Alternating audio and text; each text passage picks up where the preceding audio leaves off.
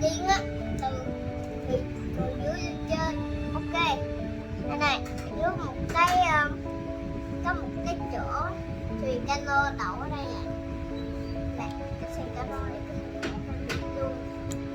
Đây là một chiếc thuyền cano. Đó, thuyền cano. Có một cái vị trí đặt ở đây. Đây là một cái chỗ ví dụ như là cái chỗ là cái chỗ đó mà chỗ tập thể dục, còn đây là một cái cầu thang đi lên đó. Còn đây là thì đây là một cái cầu thang đi lên sân thượng. Lên sân thượng thì nó sẽ có một cái tủ, có một cái miếng vàng này là một cục kim cương, và tôi sẽ giới thiệu luôn cái thuyền này. Thấy chưa? Mấy bạn chờ chút nha.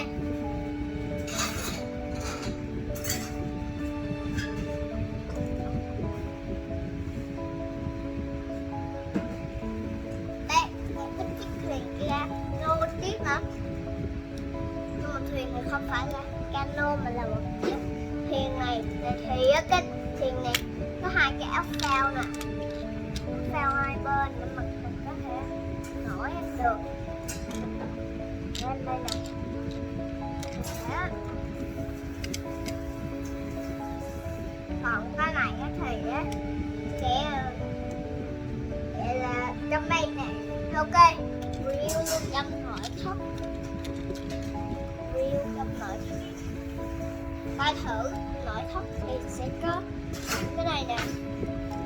Nó nội thất trong đây, nội thất nè, có mấy cái bình xịt, ví dụ nè, mình sẽ ra ví dụ có cái bình xịt đó.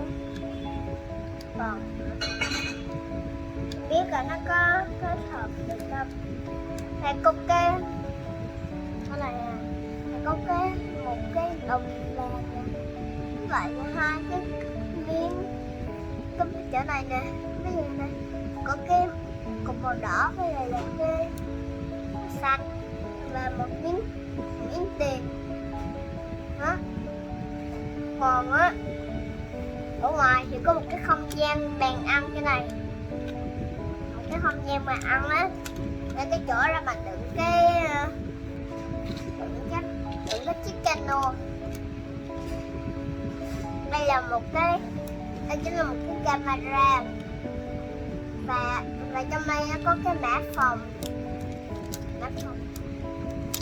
để coi đọc coi.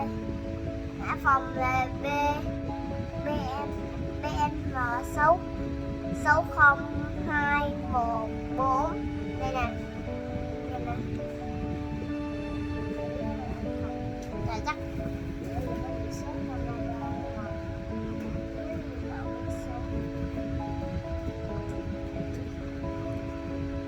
ấy nó bị